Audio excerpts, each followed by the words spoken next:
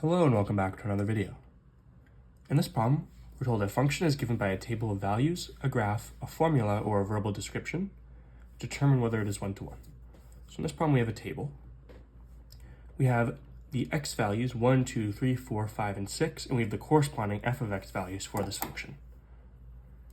What we have to do is determine whether for every input there's a unique output. Right? For every x, there's a unique f of x. If we look here, 1.5, 2, 3.6, 5.3, 2.8, 2, f of 2 equals 2, and f of 6 equals 2.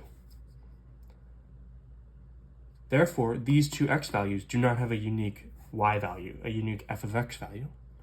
Therefore, no, the function is not one-to-one.